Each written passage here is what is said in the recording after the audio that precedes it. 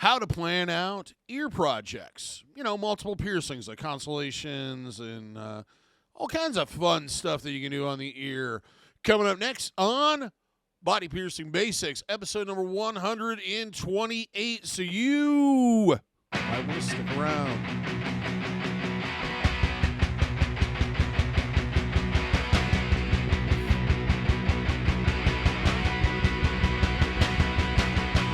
For those that are new to the channel, first off, welcome to the channel. Hope you're enjoying the videos. Hope you're finding them helpful. But if it's your first one, you might not know who this feller is. My name is DaVo. I'm a professional body piercer and have been since 1994. I own and operate the Axiom Body Piercing Studio located right here in Des Moines, Iowa, inside Skin Kitchen Tattoo. What we're going to talk about today is some of the things you should consider or think about before getting a new ear project.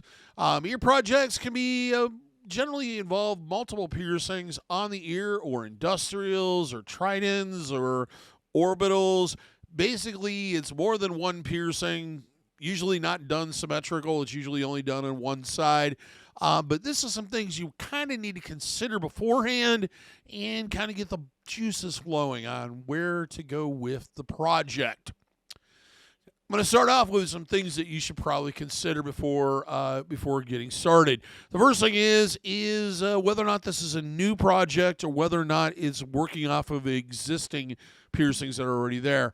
Of course, it's always easiest to start fresh, empty space and grow from there. But occasionally, with most people, if they've been collecting piercings for a while, there might be a piercing already in that area. Now, that's not something to be concerned about. It's just something you want to consider how you're going to build off what already exists there. Second thing is, will that piercing work with your anatomy? Now, there are a number of ear piercings that if you don't have the correct anatomy for it, it will not work. This is especially true of things like industrials, rooks, dafes, snugs, etc. Those piercings just will not work if you don't have the correct anatomy. Next thing is what style of jewelry do you want to wear? Are you primarily looking for something that's going to involve stud-style jewelry, or do you want to mix and match between that and curved jewelry? Did you want something that's more in the barbell range? Did you want gem-ins? Do you want more of an antique look with the beading? You kind of need to consider these things beforehand of what that overall look's going to be and what you're looking for. The next thing is the shape of your ear. Now, the shape of your ear can greatly dictate not only what's going to fit in that space, but also what the angle of those piercings is going to be and how they're going to match together or not match together or conflict with one another. A lot of times people are like, I want to do multiple industrial piercings. And it's like, well, that's possible. And you look at their helix, but then you start looking at the inside area of the ear, and there's not enough room. The other thing is most people don't consider that there's a third dimension to all of this, and we do not want those two bars putting pressure on each other. So if you don't have that correct shape, it's not going to work. The other thing is if you have more of a bump on the center or a ridge, that needs to be worked into that piercing somehow, and the piercings will need to be adjusted to fit that. Next thing is are you going to be one of those people that, hey, I want this whole thing curated. I want this whole thing matched. I'm going to leave that jewelry in, and I'm probably never going to change it. Or is it something that you want to mix and match pieces occasionally, change from one style to another, and kind of give it a more fresh look from time to time? Some piercing groupings work really well with this. Other ones, that initial jewelry is about the only thing that's going to work, and it kind of limits what you can do from there. The last one would be what color of metal is going to look best with your skin tone.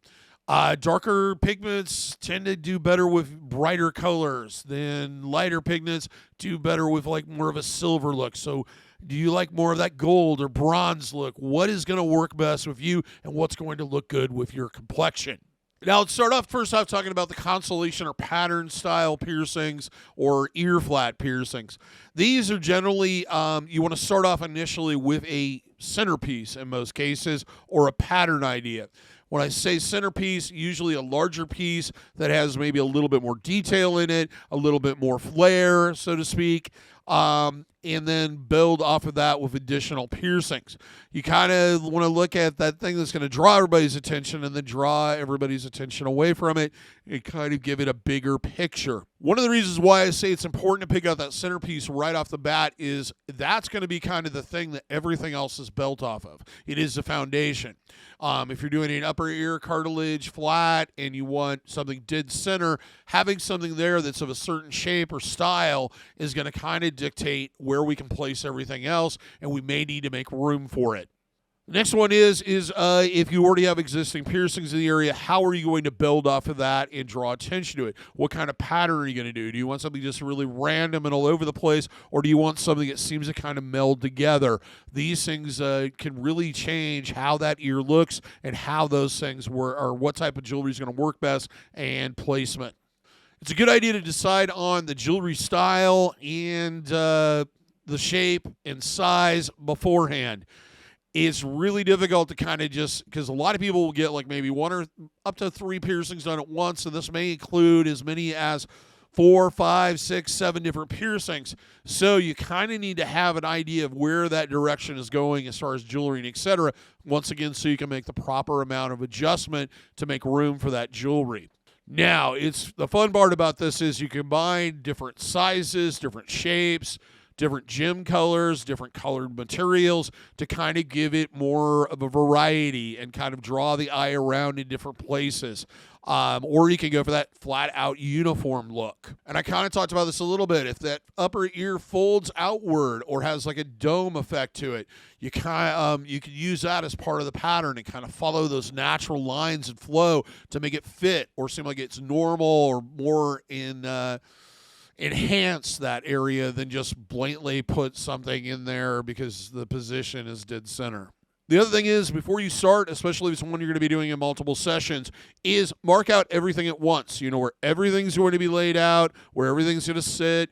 Take a photo with a phone or camera or whatever's handy. And I would suggest also keeping a copy of that on your personal phone so that when you come back for that next session or so forth, you can go, hey, this is where we're at with this. This is where the next one should be going, so that we don't come back to it in 6 months and go, I think it was here, or was it here that we were going for? Now let's talk a little bit about industrials, tridents, and orbits.